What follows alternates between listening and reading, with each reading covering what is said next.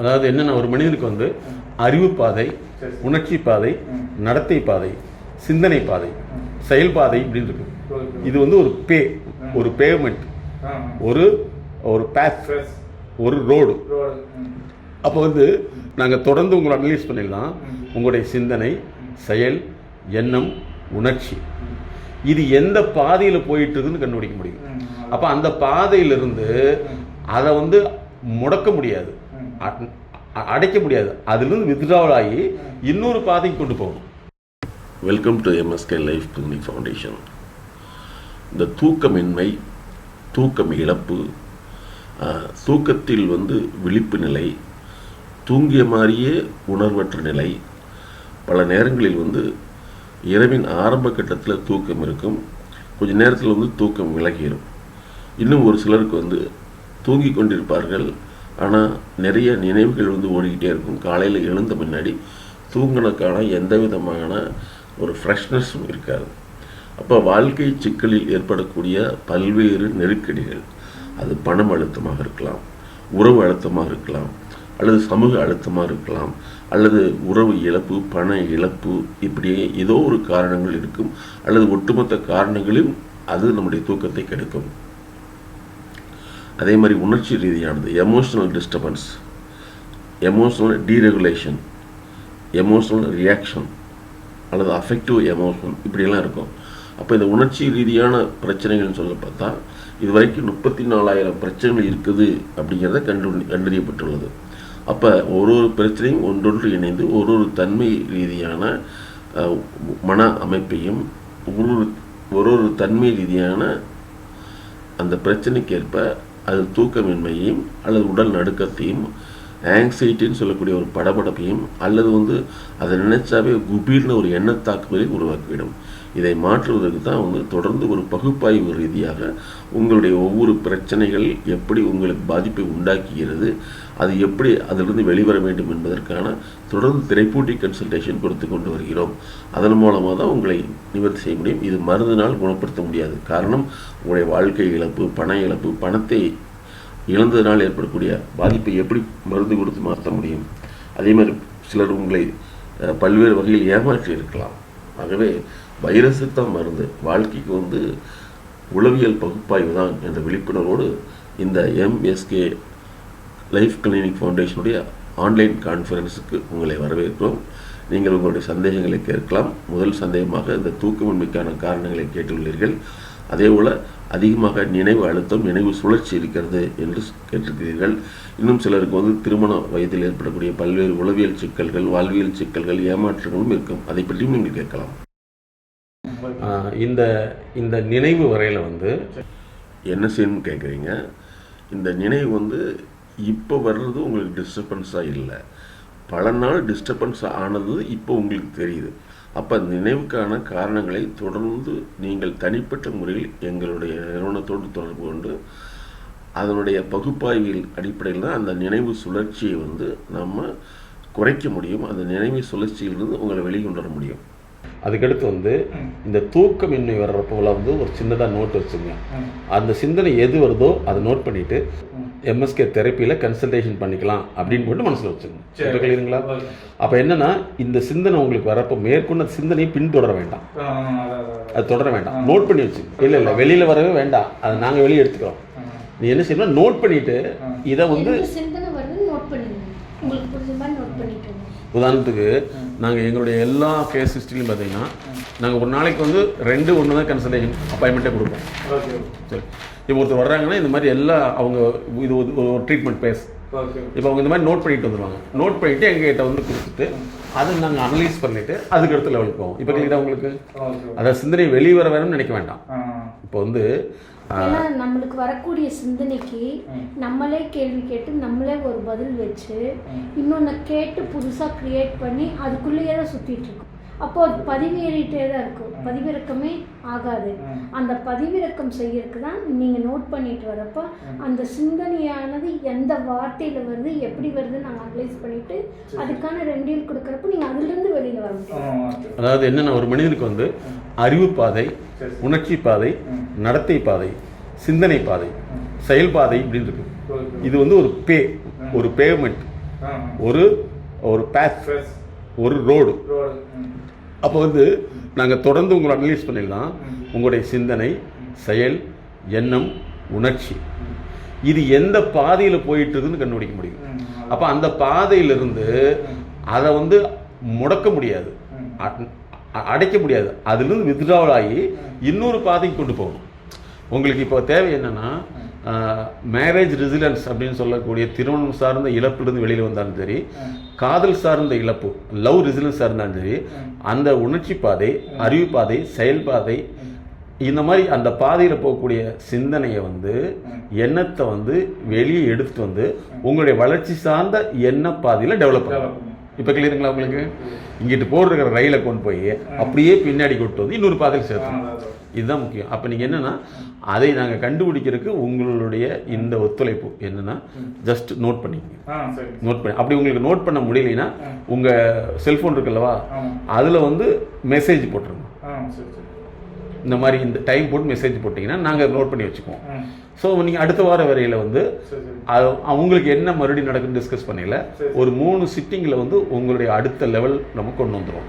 இந்த first face வந்து 3 analyse, அதாவது 3 ஃபேஸ் அனாலிசிஸில் வந்து உங்களுடைய பிரச்சனைகள் எந்த மாதிரி ஓடிட்டுருக்குதுன்னு கண்டறிந்து அதற்கேற்ப தான் உங்களுக்கு கோர்ஸ் ஆஃப் தெரப்பியை நாங்கள் டிசைன் பண்ணுவோம். இப்போ ஃபஸ்ட்டு 3 செஷன் வந்து அனாலிட்டிக்கல் செஷன், பகுப்பாய்வு ரீதியானது. அதுக்கப்புறம் தான் அதை குணப்படுத்துறதுக்குண்டான, அதிலிருந்து வெளிவரதுக்குண்டான உளவியல் சிகிச்சையை வடிவமைத்து உங்களுக்கு கொடுப்போம். இது முற்றிலும் மருந்து இல்லாத மனோதத்துவ முறை. ஏன்னா மனசை மாற்றுறது, வாழ்க்கையை மாற்றுறது அப்படிங்கிறது மருந்து மூலமாக இருந்துச்சுன்னா உலகத்தில் எல்லாமே வாழ்க்கையை மருந்து கொடுத்து மாற்றிடுவாங்க. வாழ்க்கைங்கிறது கல்வி, பொருளாதாரம், சமூக அந்தஸ்து, உளவியல் ஆரோக்கியம். இதை மாற்றுறது தான் அறிவு ரீதியான செயல் திருத்தம், அதே மாதிரி செயல் மேலாண்மை, அப்புறம் நடத்தை மாற்றம், நடத்தை பிரச்சனைக்கான காரணங்களை கண்டறிந்து மாற்றுவது. இதுதான் எங்களுடைய எம்எஸ்கே லைஃப் கிளினிக் ஃபவுண்டேஷனோட ஸ்பெஷாலிட்டி. நாங்கள் என்ன செய்யணும்னா, ஒருத்தருடைய இந்த 4 ஏரியாவும் டெவலப் பண்ணிட்டாங்க, லைஃப் டெவலப் ஆகி, அதுக்கு தான் life clinic, world first clinic for life எங்களுக்கு தான். லைஃப் அப்படிங்கிறது லிவிங் இன்டர்வியூஷனல் ஃபார் எவர் அப்படிங்கிறது தெரப்பி தான். இப்போ கிளியருங்களா? எங்களுடைய ஓன் ரிசர்ச் தான் மைண்ட் செட் நாலேஜ் எம்எஸ்கேங்கிறது. மேரேஜ் பண்ணுறதுக்கு முன்னாடி மேரேஜ் கன்சல்டேஷன் ஒன்று இருக்குது. அது 2 பேர்த்துக்கு வச்சுட்டு நம்ம பண்ணிட்டோம்னா அந்த பெண்ணும் உங்களை புரிஞ்சுக்கும், நீங்கள் அவங்கள புரிஞ்சுக்கும். அதாவது நாங்கள் என்ன நினைக்கிறோம்னா, திருமணம் ஆகிட்டா ஒரு ஆண் பெண்கிறது, அதாவது உறவு சார்ந்த பார்ட்னர், அதாவது ரிலேஷன்ஷிப் பார்ட்னரை விட டெவலப்மெண்டல் பார்ட்னராக இருக்கும்னு நாங்கள் நினைக்கிறோம். கரெக்டுங்களா? வளர்ச்சி சார்ந்த பங்குதாராக இருக்கணுமே தவிர உறவு சார்ந்த பங்குதாராக இருக்கக்கூடாது. அப்போ என்ன ஆகும், உங்கள் லைஃப் இன்னும் நல்லாயிடும். இப்போ அந்த பெண்ணினுடைய சிந்தனை உங்களை எப்படி டிஸ்டர்ப் பண்ணுன்னு நோட் பண்ணிக்கிறீங்களோ, அதே மாதிரி இந்த பெண்ணுடைய பேச்சோ செயலோ அல்லது முகபாவனையோ உணர்ச்சியோ உங்களுக்கு எப்படி டிஸ்டர்ப் பண்ணுன்னு நோட் பண்ணிக்கணும். அந்த மனசில் இருக்கக்கூடிய எண்ணம், சிந்தனையை வந்து நாங்கள் மறுதிருத்தம் பண்ணுறதுக்கு நீங்கள் அந்த சமயத்தில் உங்களுக்கு ஒரு பதட்டம் வந்துடுது, மயக்கம் வந்துடுது, வேதனை வந்துடுது, கோபம் வந்துடுது, நம்மளை நாமே அழித்துக்கொள்ளணும்னு என்ன வருதுன்னா அதை நோட் பண்ணிவிட்டு எங்களோடு தொடர்பு கொள்ளுங்க. ஒன்றும் இல்லை, நாங்கள் ஒருத்தருக்கு ஃபாரினில் கன்சல்டேஷன் பண்ணுறோம். அவங்க 2 பேர் லவ்வர்ஸ் தான். அந்த பார்ட்னர், ஒரு பார்ட்னர் ஹலோ அப்படின்னு சொல்லிட்டு ஃபோனில் சைலண்ட்டாக இருப்பாங்க. இன்னொரு பார்ட்னர் மட்டும் தான் பேசிக்கிட்டே இருக்கணும். அவர் பேசுகிற நிறுத்திட்டு இவங்க மறுபடியும் ஹலோ அப்படிம்பாங்க, இவங்க பேசிகிட்டே இருக்கணும். இப்போ எங்ககிட்ட கன்சல்டேஷன் வர்றாங்க, என்ன சார் என்னமோ வந்து இவங்க வந்து என்னை பேச சொல்லிகிட்டே இருக்காங்க, அவங்க பேசவே மாட்டேங்கிறாங்க அப்படின்னா, அதுக்கப்புறம் தான் நாங்கள் வந்து ஒரு 3 மாதத்துக்கு பின்னாடி தான் கண்டுபிடிச்சோம். அவங்களுக்கு ஒரே ஒரு பிரச்சனை என்ன, இவங்க லவ்வர் வந்து பேசிக்கிட்டே இருக்கணும், ஆனால் இவங்க பேச மாட்டாங்க. சரி, இதில் அடுத்த கட்ட நிகழ்வுனா கல்யாணத்துக்கு பின்னாடி இப்படியே ஆகுமா அப்படின்னாரு. இந்த மாதிரி உள்ளவங்களுக்கு வந்து இந்த மேரேஜுக்கு முன்னாடி காதலெல்லாம் இருந்தாங்கன்னா அவங்களுக்கு மேரேஜ் ஃபிட்னஸ் கன்சல்டன்சிங்கிறது, இதில் வந்து யார் இன்டெலிஜென்ட் அப்படின்னா, யார் ஃபஸ்ட்டு வந்து எங்களுக்கு கன்சல்டேஷன் வர்றாங்களோ அவங்கள தான் இன்டெலிஜென்ட். ஃபார் எக்ஸாம்பிள், ஒரு ஜென்ஸாக நீங்கள் வந்திருக்கீங்கன்னா யூ ஆர் இன்டெலிஜென்ட். அப்போ உங்களுக்கு நாங்கள் என்ன செய்யணும்னா மேரேஜ் இன்டெலிஜென்ஸ் தெரப்பின்னு ஒன்று வச்சுருக்கோம். மேரேஜ் இன்டெலிஜென்சி தெரப்பின்னு வச்சுருக்கோம். இந்த மேரேஜ் இன்டெலிஜென்சி தெரப்பியில் என்னென்னா, நீங்கள் உங்கள் பார்ட்னரை எப்படி புரிஞ்சுக்கணும், எப்படி அவங்கள கையாளணும், எப்படி அவங்களோட ஹாப்பியாக இருக்கணும் அப்படிங்கிறது தான். இது வந்து உங்களுக்கு மட்டும்தான், சரிங்களா? ஏன் அப்படின்னா, பொதுவாக வந்து ஒரு ஆணாக இருக்கலாம், பெண்ணாக இருக்கலாம். காதல் விஷயத்தில் வந்து ஒரு சிலருக்கு வந்து பார்த்துக்கிட்டே இருந்தால் மட்டும்தான் இன்பம். அப்போ அவங்க என்ன செய்வாங்கன்னா வெளியில் விடவே மாட்டாங்க, கூட எறியும்பாங்க. இது ஒரு டைப். இது வந்து விஷுவல். இன்னொன்று வந்து என்னென்னா ஆடிட்டரின்னு சொல்கிறோம். அந்த லவ்வர்ஸ் என்ன செய்வாங்கன்னா, நீ எங்கேயோ எங்கிட்ட பேசிக்கிட்டே இரு, நீ அமெரிக்காவில் இருந்தாலும் சரி பேசிக்கிட்டே இரு, நீ பாத்ரூம் இருந்தாலும் சரி பேசிக்கிட்டே இரு அப்படின்னு பேசிக்கிட்டே இருக்கணும். இது வந்து ஒரு டைப். இன்னொரு டைப் என்ன செய்வேன்னா, அவங்க வந்து என் பக்கத்தில் உட்காந்து என்னை தொட்டுக்கிட்டே இருப்பாங்க. சரியா? இது வந்து சென்சரி டைப். அப்போ நாங்கள் வந்து ஃபஸ்ட்டு இந்த 3 விஷயத்தை கண்டுபிடிச்சி தான் உங்களுடைய பார்ட்னருடைய பிஹேவியர் என்ன, அதற்கு நீங்கள் எப்படி இணையாக செயல்பட்டு அவங்களோட சந்தோஷம் வாழணுங்கிறது தான் மேரேஜ் இன்டெலிஜென்சி தெரப்பி. அதே மாதிரி ஒரு சிலருக்கு வந்து வார்த்தைகளை பேசுறது வந்து கொஞ்சம் மாதிரி பேசினா தான் பிடிக்கும். அன்பு, ஆர்வீரே, சாப்பிட்டியா, என்ன சாப்பிட்ட, ஆம்லேட் சாப்பிட்டேன்னு அது சொல்லுதுன்னு வச்சுங்களேன். ஆம்லேட்டில் சின்ன வெங்காயமா பெரிய வெங்காயமா? பெரிய வெங்காயம் எப்படி முதல்ல வணக்கி போட்டாங்களா, இல்லை ஹோட்டலில் போட்டாங்க, இல்லை உங்களுக்கு எப்படி தெரிஞ்சது, இல்லை மேலே பொறுபொருன்றது, கருப்பாக இருந்தது வெள்ளையாக இருந்துச்சு, இப்படிலாம் கேட்பாங்க. இப்படி பேசிக்கிட்டே இருக்கிறது தான் பிடிக்கும். சரிங்களா?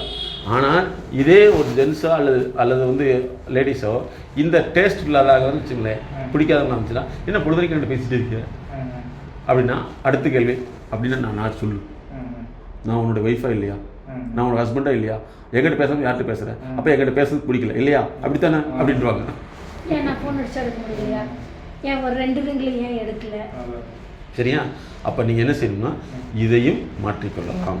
அப்போ ஃபஸ்ட்டு வந்து மேரேஜ் இன்டெலிஜென்சி தெரப்பியில் வந்து ஃபஸ்ட்டு வந்து யார் எங்ககிட்ட கன்சல்டன்சி வர்றாங்களோ அவங்க தான் இன்டெலிஜென்ட். அவங்கள வச்சு தான் அடுத்தவர்களை வந்து சமநிலைப்படுத்த முடியும். சமநிலைப்படுத்துகிறோம். இப்போ கிளியர் உங்களுக்கு. அப்போ இவங்களுடைய டேஸ்ட் என்னென்னா, நீங்கள் பேசிகிட்டே இருக்கணும். அவங்க பேசுகிறப்போ வந்து நீங்கள் வந்து அதே இன்டென்சிட்டியோடு பேசணும்.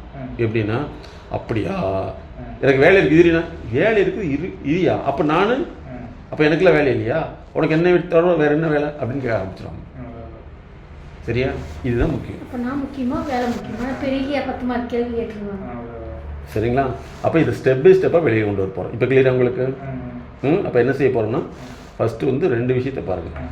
ஒன்று, பழைய காதல் வலி, காதல் வேதனை, காதல் சிந்தனை, காதல் ஏமாற்றம், காதலினால் இழந்த நாட்கள், இதை பற்றி சிந்தனை வருதுன்னா இதை வந்து ஒரு குறிப்பு எடுத்துகிட்டு கன்சல்டேஷனுக்கு எடுத்துக்கணும். ஒன்று. அதே மாதிரி புதிய காதல், அது வந்து மோதல், பேச்சு சார்ந்தது, இன்பம் சார்ந்தது, அதுக்கடுத்து பொருள் சார்ந்தது, சிந்தனை சார்ந்தது, அப்புறம் அடிக்கடி வெளியே போகிறது சார்ந்தது, இந்த மாதிரி வரக்கூடிய நெருக்கடிகளை வந்து நீங்கள் நோட் பண்ணிவிட்டு அதுக்கும் கன்சல்டேஷன் எடுத்துக்கிட்டிங்கன்னா உங்களுடைய வாழ்க்கையை வந்து பழசிலிருந்து மீண்டு வந்து புதிய வாழ்க்கையில் தொடர்றதுக்கு பயனுள்ளதாக இருக்கும். அதாவது அவங்களுடைய காதல் வாழ்க்கையில், ஒவ்வொருத்தருடைய காதல் வாழ்க்கையில் இருக்கக்கூடிய நினைவுகள், ஏமாற்றங்கள், அதிலிருந்து மீண்டு வர முடியாது. இதுக்கு வந்து என்ன சொல்லணும்னா லவ் ரெசிலன்ஸ் தெரப்பி. அதாவது காதலிலிருந்து, அந்த நினைவிலிருந்து வெளியில் வர்றதுக்கான உளவியல் சிகிச்சை. இது வந்து திருமணத்துக்கு பின்னாடி அந்த பழைய காதல் நினைவுகள் வந்து அதிகமாக இவங்களை பாதிப்பு ஏற்படுத்திகிட்டே இருக்கும். அதற்கு உண்டான உளவியல் சிகிச்சை.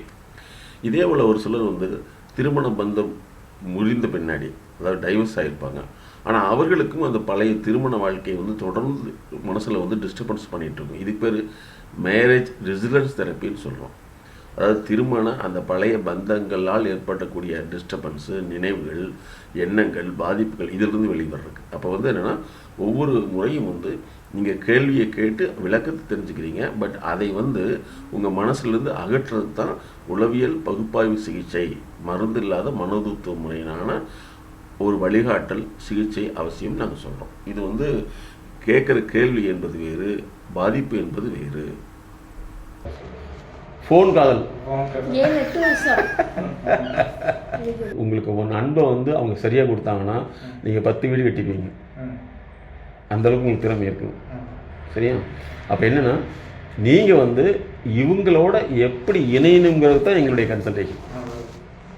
அவங்களும் என்னென்னா, அவங்க வந்து நீங்கள் சொல்கிறத வச்சு நாங்கள் பார்க்கல, அவங்களுக்கு வந்து எந்த விதமான அரவணைப்பும் வாழ்க்கையில் கிடைக்கல. ஏமாற்றிட்டு போயிடுவாங்களோ, ஏமாந்துருவோங்கிறதுக்காகவே வந்து உங்களை வந்து அப்பப்போ டெஸ்ட் பண்ணிக்கிறாங்க. கரெக்டா? ஃபஸ்ட்டு நீங்கள் செய்ய வேண்டியது ப்ளம்பிங் கனெக்ஷன். 2வது, இவங்களுக்கு வந்து லவ் அஃபெக்ஷன் கனெக்ஷன் கொடுக்கணும் இல்லையா? இங்கே வந்து முனிசிபாலிட்டியில் கனெக்ஷன் வாங்கணும், நீங்கள் வந்து உங்கள் மைண்ட் ரீதியில் உங்களுக்கு கனெக்ட் ஆகுது. இந்த 2 விஷயம் தான். இந்த 2 விஷயத்தையும் வந்து ஸ்டெப் பை ஸ்டெப்பாக பண்ணிக்கலாம். ஃபஸ்ட்டு வந்து நீங்கள் இன்னையிலிருந்து அவங்ககிட்ட பேசுகிறப்ப எப்படி பேசணும்னா, அவசரப்பட்டு பேசாதீங்க. சரியா? இப்போ ஒரு வேலை இருக்குதுன்னு வச்சுங்களேன், அவங்ககிட்ட ஃபோன் மெசேஜ் பண்ணிடுங்க. நான் வந்து இத்தனை நாள் இவ்வளோ நேரம் கழித்து உன்னை கால் பண்ணுறேன் அப்படின்னு சொல்லிடுங்க. சொல்லிட்டு போயிருங்க. அதுக்கப்புறம் அது டைம் முடிஞ்சிச்சு அப்படின்னா ஒரு மெசேஜ் பண்ணி இன்னும் டைம் வேலை முடியல அப்படின்னு சொல்லிடுங்க. ஃபஸ்ட்டு இதை ப்ராக்டிஸ் பண்ணுங்கள். அவங்ககிட்ட வந்து அவங்க லவ் எப்படி வெளிப்படுதுன்னு பார்த்துட்டு அடுத்த லெவல் கொண்டு போய்க்கலாம். இந்த கல்யாணம் நடக்குமா நடக்காதாங்கிறது கன்ஃபியூஸாக இருக்குதா, அல்லது கல்யாணம் நடக்கிறதுக்கு லேட் ஆகுது பயமாக இருக்குதா? இந்த இழப்புக்காக கவலைப்படக்கூடாது. நாங்கள் இதுக்கு தான் வந்து கார்ப்பரேட் லிட்டிகேஷன் தெரப்பின்னு வச்சுருக்கோம். ஒரு சொத்து சார்ந்து, குடும்பம் சார்ந்தது, தொழில் சார்ந்த கோர்ட்டில் பாதிப்பாயிடுச்சுன்னா அதை பல பேருடைய வாழ்க்கை இழந்துடுறாங்க. ஏன்னா கோர்ட்டுங்கிறது ஒரு தனி முறைப்படி நடக்கும். இந்த கோர்ட்டு, ஃபேமிலி கிரைசஸ், இந்த 3 இருந்து வெளியே வர ட்ரீட்மெண்ட் தான். உங்களுக்கு 3 வகையான ட்ரீட்மெண்ட் இப்போ தேவைப்படும். ஒரு சில நேரங்களில் இப்போ லவ் பண்ணிட்டு இருக்கிறவங்க ஏதாவது பேசினா கூட பழசு வரும். என்ன அதே மாதிரி வருது, அதே மாதிரி பேசுங்கிற என்ன வரும்? ஒன்று சுய விருப்பு, இன்னொன்று தூக்கமின்மை, ஒன்று பசி அதிகமாக இருக்குன்னா பசியே இருக்காது. அதாவது இது வந்து இன்ஆப்டிடியூட். அதனால் நாங்கள் என்ன சொல்கிறோம்னா, பசியின்மை, விருப்பு, சுயமாக ஏமாற்று விட்டோமோ அல்லது ஏமாற்றப்படுவோமோங்கிற விஷயம். இந்த உலகத்துக்கான வாழ்க்கைக்கு இவ்வளோ கஷ்டப்பட வேண்டியது, நம்மளை புரிஞ்சு கொள்ள வேண்டியது யாருமே இல்லையேங்கிற ஒரு கவலையெல்லாம் வரும். இதை மாற்றி அமைக்கிறது தான் முக்கியம். அதுதான் நாங்கள் இருக்கோம். உங்களுக்கு மேரேஜ் ஃபிட்னஸ், மேரேஜ் இன்டெலிஜென்சின்னு சொல்கிறோம். அதே மாதிரி லைஃப் இன்டெலிஜென்சி. இப்போ நீங்கள் எடுத்துக்க வேண்டியது என்னென்னா, அடுத்த விஷயம் வந்து ப்ரீ மேரிட்டல், திருமணத்துக்கு முன் கன்சல்டேஷன் இப்போ எடுத்துக்கிறீங்க. மயக்கம் மருந்து ஆப்ரேஷன் முன்னாடி கொடுக்குறாங்க பார்த்தீங்களா, அது வந்து தூக்க மருந்து இல்லை. என்ன மருந்து? மயக்க மருந்து. மருந்து இல்லாமல் மன அமைதியில் வந்து அது பேர் தூக்கம். தூக்கங்கிறது மன அமைதியினால் வரக்கூடியது.